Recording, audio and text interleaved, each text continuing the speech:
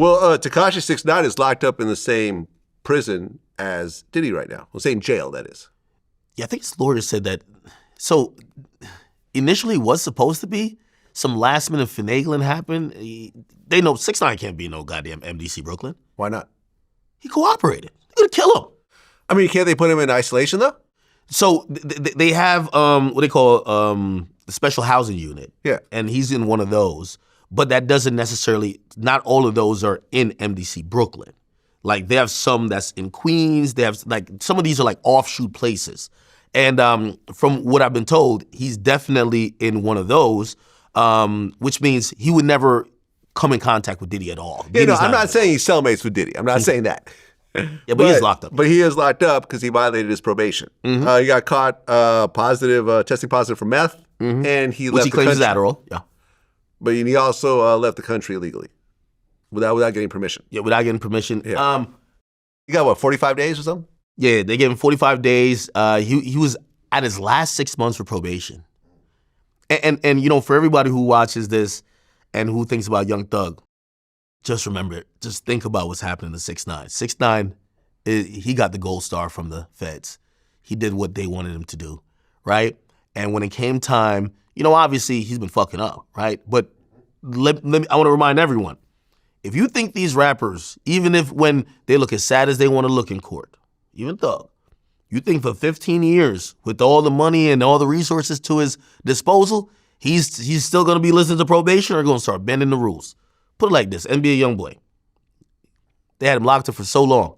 They gave him house arrest. He's living in like a $10 million mansion. I've been up there. He has a militia guarding the spot. Yeah, I heard about this. Listen, wherever who's watching this live at, you wish you were on house arrest with YoungBoy, okay? Living good. And even then, when they raid the house, they find he's breaking every rule. Yeah. So I only say that to say these rappers specifically, based on the money and power, and sometimes they feel their celebrity status, and also whatever lawyer they have, right? Like how many times has Kodak got into some kind of trouble that Bradford Cohen helped him out with? These guys, they kind of like, even with 6ix9ine, and I'm saying this as his friend, he's consistently disobeyed or bent the rules where you made this agreement. You can't bend the rules. You made this agreement to be on parole or probation. You have to follow the rules. The rules say if you're going to go somewhere, you need to get permission and alert them at certain time. You can't be like, oh, no, I forgot. I'm just living my life. It doesn't work like that. And that's the real pitfall of probation or supervised release. I'm going to see how a Thug deals with that because even the one who got the gold star in class, 6ix9ine, got caught up on his last 6 months. They gave him another year now. And he has another year of probation now? Yes. Oh. So they canceled the 6 months, which it was about to be like 4 months now. Yeah. They canceled it.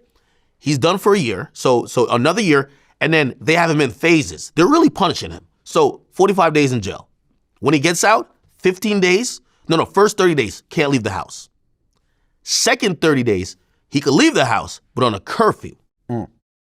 Next 30 days, he can't leave the country. Okay?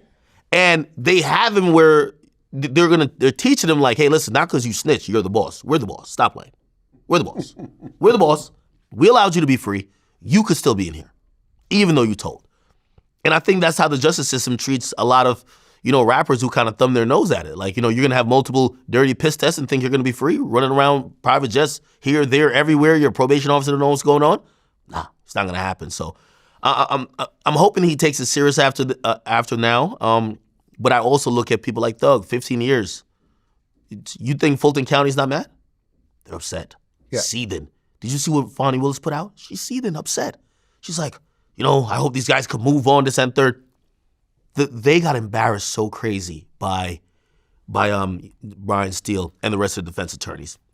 The reason why they filed this charge, and by the way, the feds turned this case down. Feds turned it down. Talked to all the reporters there. What was that guy, the bald head guy? Even George Cheedy said it, right? That's his name? Yep. And a bunch of other reporters, I just won't say the name because some of them speak to me off the record. They say, hey, the feds did look at this case. Turn it down. Why they turn it down? Sloppy. Yo, you guys already locked up. The main reason you guys are bringing this RICO charge, because It's what I said. Once the RICO come, you can't get out of it. You guys try to prosecute a whole nother people for the death of the central death in this whole case, Donovan Nutt Thomas. You guys had to release those guys because you locked up the wrong people. You don't know what's going on. You don't know your head from your ass. So with this situation, they're embarrassed. The only way the mother of Donovan Nutt Thomas showed up, she went to 160 days of trial, sat there hoping for justice for her son, all to see it was a sham, all to see him walk out of court, all to see that the biggest punishment he's getting is 15 years probation and he can't come back to Atlanta. She was hurt. They tried to get her to speak. The prosecutor said, could she speak? The judge shut it down twice. No, it's not the time to speak. Okay. Imagine you're the mother of the central person who died in that whole situation. You can't even speak. And you can't even say how it affected you. You went to trial more than some of the attorneys.